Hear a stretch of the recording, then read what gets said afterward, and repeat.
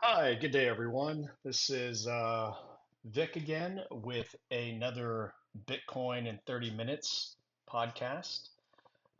In this episode, what I'd like to do is go over a thought that I've been having in the last couple of months about a theory of attachment. Now, I'm not an economist, but uh, when I say theory of attachment, what I'm referencing here is this idea that in order for currency to have value, it must necessarily attach and price goods and services in the real economy. What I present to you as an example is in 2021, I think it was, maybe 2022, Elon Musk uh, decided to price Teslas, the vehicles, the electric vehicles, in Bitcoin and also accept as currency and medium of exchange Bitcoin for Teslas. This is a great example of attachment.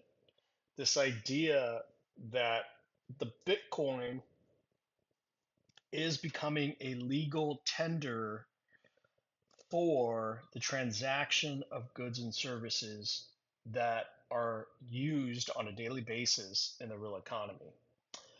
This is important because the theory that I'm developing here is that in order for a currency to have good value, it must necessarily attach to goods and services in the economy. Now, right now, Bitcoin doesn't attach to most goods and services in the real economy. And so many believe that it therefore does not have any value.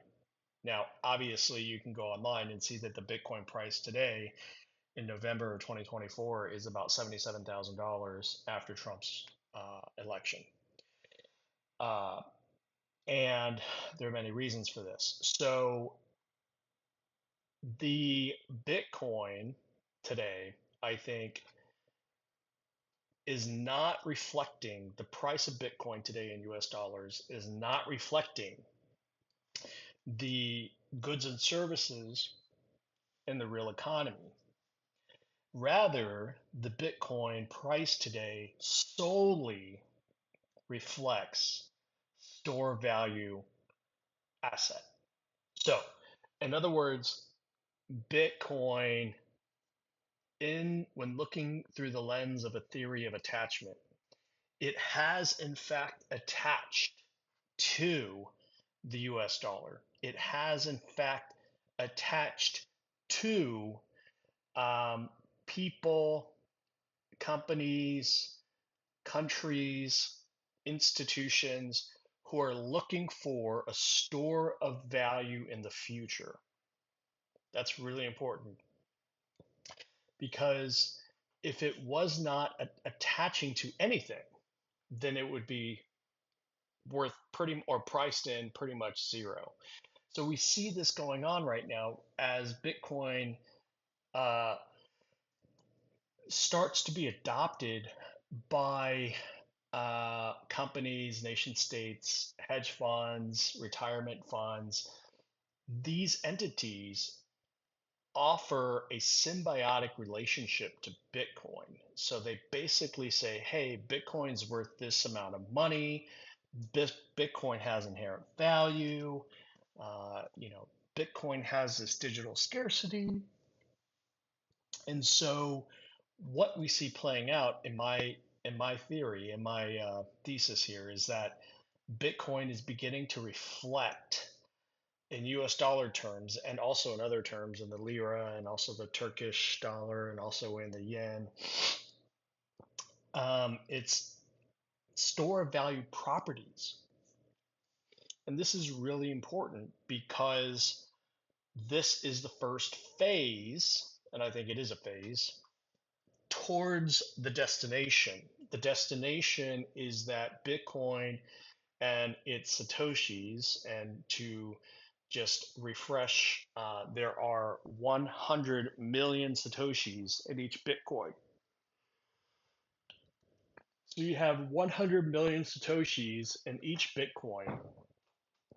And what ends up happening is that those Satoshis will eventually, once Bitcoin has saturated its store of value, or possibly when Bitcoin is about 90% saturation of its store of value properties, those Satoshis, I think, and what my theory is that those Satoshis will start to be priced, will start to reflect prices in the real economy for goods and services, for work. How does that going to happen? Well, I think that's going to happen in a variety of ways. I think that could happen in a way where labor is rewarded with Satoshis. It could happen in a way where goods and services could be priced in Satoshis or some other synthetic derivative that is tied to a Satoshi. So let's say, for example, a US dollar coin token, right, on a different blockchain, but speaks to Bitcoin, ends up being the price mechanism. And so you have five US dollar coins that are attached to each Satoshi in the Bitcoin ecosystem. So that would be one way to kind of tie or tether US dollar coins to the Bitcoin monetary policy, which is the 21 million Bitcoins and the, I think it's like quadrillion, some number of quadrillion of Satoshis.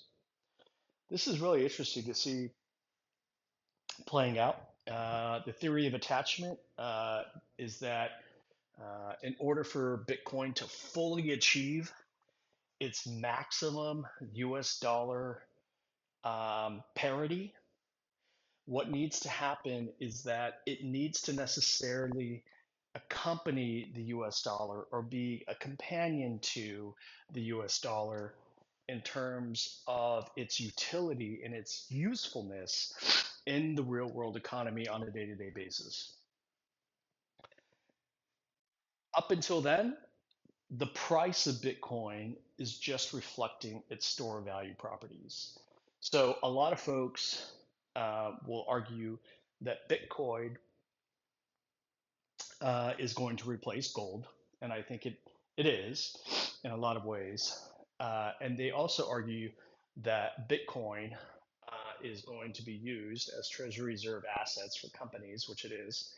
But they also argue that Bitcoin is going to be used as a sovereign reserve asset, which it also is, I think. What we see happening here in November of 2024 is that Bitcoin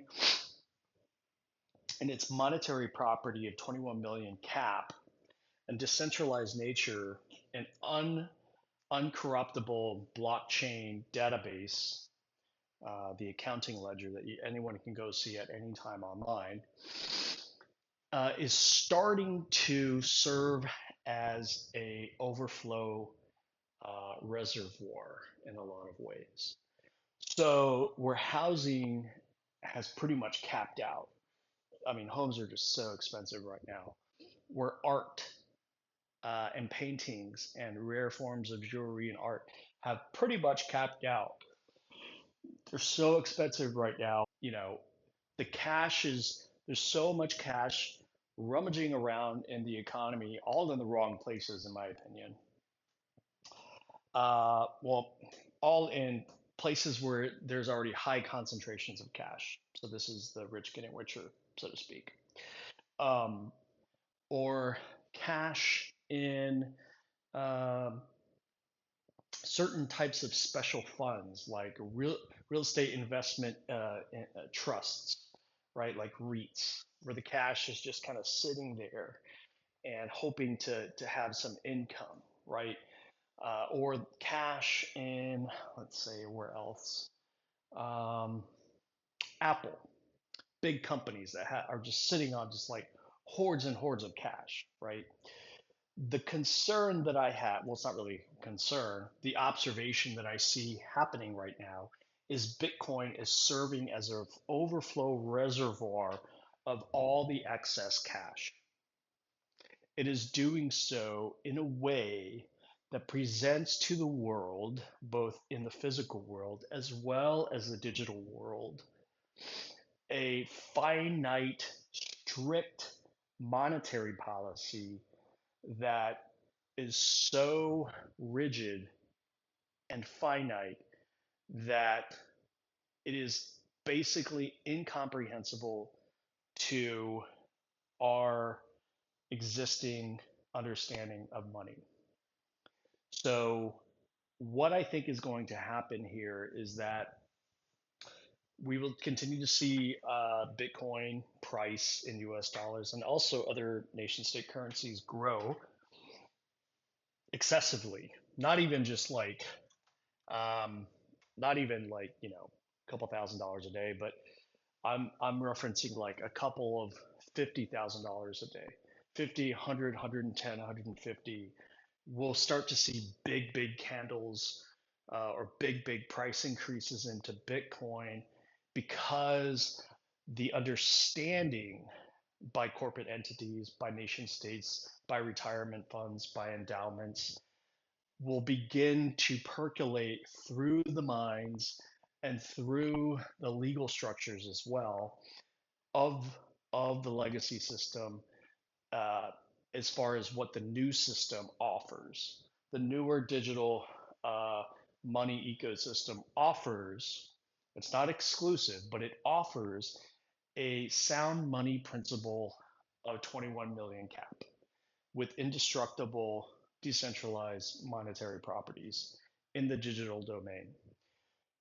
So, what does that all mean? Well, it just means that we are on our way towards merging the legacy system into a new digitally exclusive financial ecosystem. Now, does that mean that Bitcoin is going to rule the world and only Bitcoin is going to rule the world? No, I don't think that's what that means.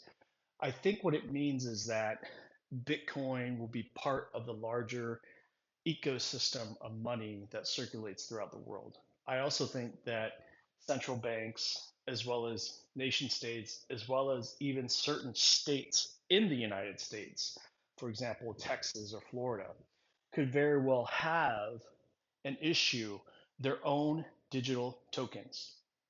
These digital tokens will represent uh, the nation states or the state's promises, and the digital tokens could be backed by Bitcoin. And those Bitcoins that back the synthetic digital tokens that are issued by these third parties are observable on the blockchain at any time by any person with an internet connection. I think this is huge because it adds a layer and a baseline of confidence into the existing financial architecture, and it's a baseline or a baseboard or foundation, if you want to call it, of confidence that is really needed right now. I think what is concerning and what is on a lot of people's minds, particularly in the middle class and possibly even in the upper class or the upper 1%, is the debasement of cash, which we see in the reflections of consumer items, the reflection of high home prices, the unaffordability of things that people need um, to survive and live a modern life. So I say all this to say that this episode of Bitcoin in 30 minutes is primarily focused on this theory of attachment. Yes, it is correct, I think, and it is proper to say that Bitcoin can't be used, or it's not really used in the real economy. If you try to use it in the real economy and try to buy a Starbucks with a Bitcoin or a Satoshi, it will block, the Bitcoin ecosystem won't work so well. There'll be huge bottlenecks on the blockchain, and we've seen that happen before. But that argument is undermined with the observation that I'm making today that we're not there yet. What we are, where we are today, is Bitcoin beginning to permeate and percolate through the store of value ecosystem within the legacy system. That includes art, that includes housing, that includes stocks, that includes bonds, that includes trusts, it includes gold medals, it includes jewelry. So here's a great example. I know several people so far who have sold their homes or their second homes, and rather than investing in an investment property, have smash bought Bitcoin with those profits and proceeds. And why is that? Well, because Bitcoin, you don't have to pay taxes on it. You just hold it. There's no tax to the county that you have to pay. There's zero degradation. So there's no, atomic or, quality depreciation of the asset. It literally is digital, and it literally is perfect through space and time, right? Without any kind of depreciation. So that's huge, right? The third great thing about doing something like that is that Bitcoin um, is still growing. It's still in an environment, and it's still a new asset where it is still, or the humanity and the legacy financial ecosystem is still learning what it is and learning how to adopt it and what role it plays in their larger portfolio. So in other words, Bitcoin today is still number go up technology because of its novelty and because it's still very new on the world stage. And so the theory of attachment to goods and services on a day-to-day basis is not a priority. It's not a huge problem that I think Bitcoiners or folks who are thinking about getting into Bitcoin should worry about. What I think is going to happen is that the store of value is going to become so saturated that you'll see the Bitcoin price get completely out of reach for most people, including the 1%. I think it will be ridiculous when folks see that a Bitcoin is about, $5 or $6 million per Bitcoin. And at that point, the Bitcoins and the Satoshis contained within the Bitcoin, the 100 million Satoshis that are contained within each Bitcoin, we will start to see second and third party innovations to bring those Satoshis into the real market, into the consumer market for goods and services. You should be able to start to pay for Starbucks with Satoshis or some sort of synthetic token that is derived and tied to the Satoshis and tied to the Bitcoin as an option. So that is the digital ecosystem of exclusively digital tokenization and Bitcoin ecosystem of the future. Now, going to the nation state, so long as the nation state and when I say nation state, obviously the world is comprised of various types of nation states. We have democracies, we have theocracies, we have dictatorships, we have monarchies, and so the nation states and whether or not the nation states will be um, canceled or exist no longer, I think is a stretch. I do think there is a future for nation states. This idea that a mass of people with a mass of values and religions and beliefs and traditions and cultures will exist in the future. The the issuance of debt to support those nation states, I think, will also exist. The debt will have to be paid back, and I do think that Bitcoin is one way to help support more issuance of more debt to support the viability of nation states into the 21st century. Put simply, nation states and Bitcoin, as well as nation states and other digital forms of tokenization, tokenized assets, will merge. They will play nicely together. because they have to. I think that they will rely on each other in a symbiotic, cooperative, uh, self-interested way to formulate a more economically diverse, robust, colorful, intuitive, easier financial ecosystem in the future. I think there will be less money to be made by entities such as Visa, Mastercard, other third parties that skim off 2 or 3% of transactions for using their outdated technology.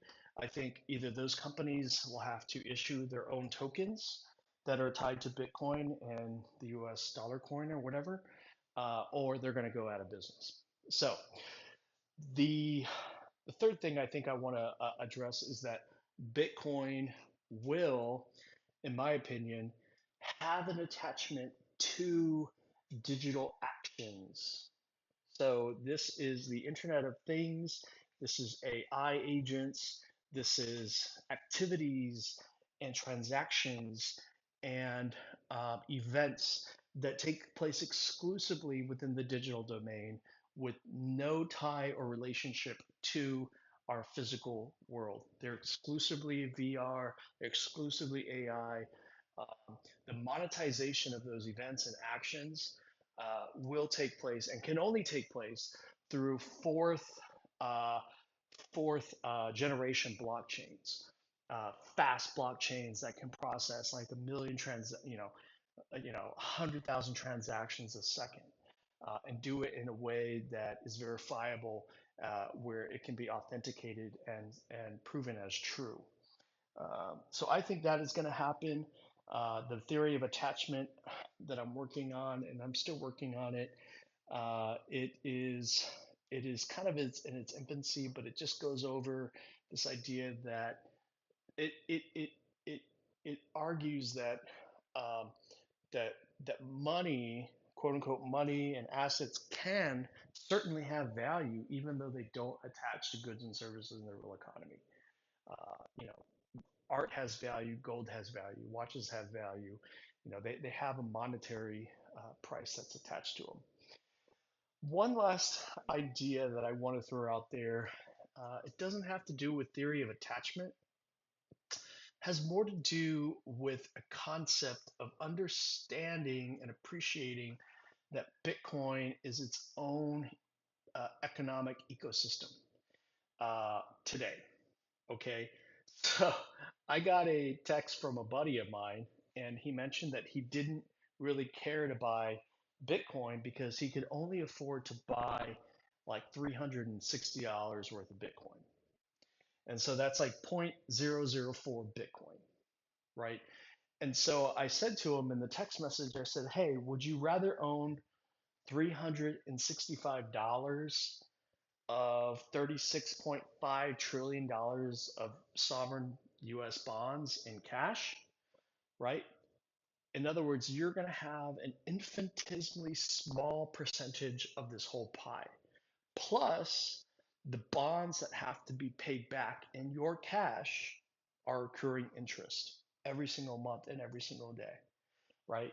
So the idea here is that looking at the purchase of Bitcoin from two different lenses.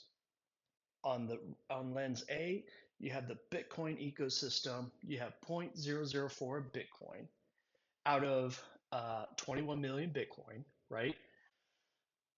Which is like 0.00005% or something like that. It's still under 1%. Okay.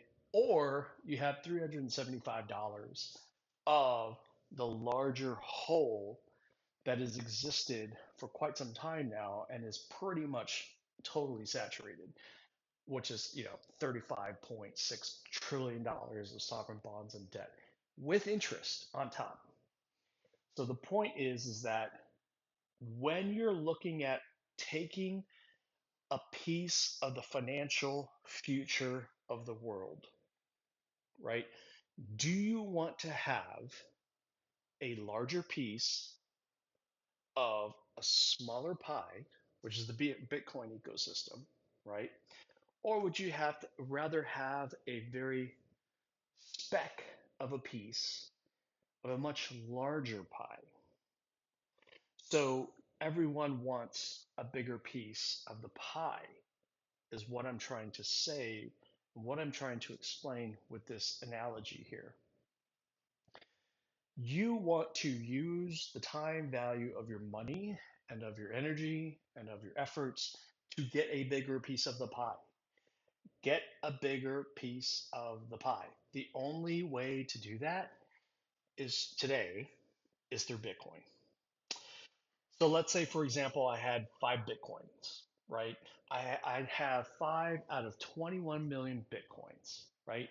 That's a certain percentage of the Bitcoin ecosystem that is finite and not going to move. Now, that's worth about $385,000 in today's price, which is about $77,000 per Bitcoin.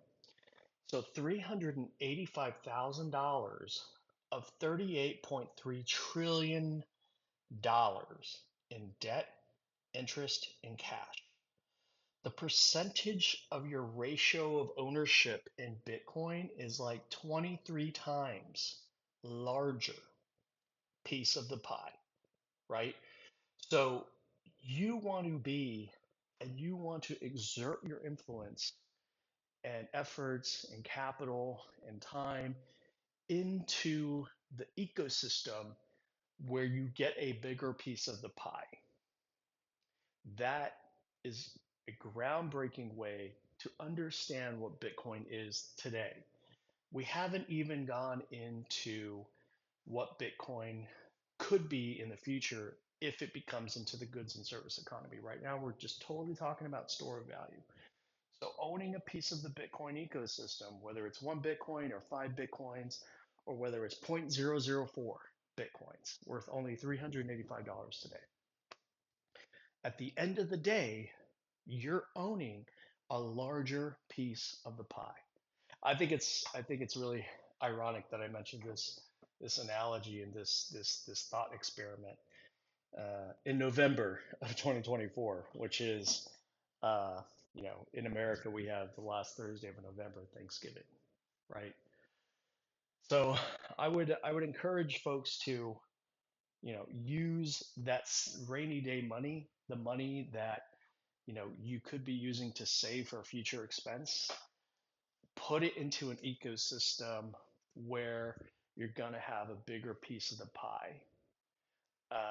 And that is going to be true pretty much for a while. So even if Bitcoin's at, 200 grand, you still have a bigger piece of the pie. What you're doing is you're condensing the time value of money by participating in the Bitcoin ecosystem. Anyway, just a couple of things to think about. I hope you enjoyed this Bitcoin in 30-minute podcast. Uh, the topic again was Bitcoin and the theory of attachment, and whether or not goods and services are needed to attach to the price of Bitcoin in order for it to have any value. The answer is no, and I explained to you in this podcast why the answer is no. I hope that you enjoyed it, and I hope that you come back and you listen, and I hope that you comment below if you have any other critiques or comments about what you've heard today. Thanks a lot, and make it a great day.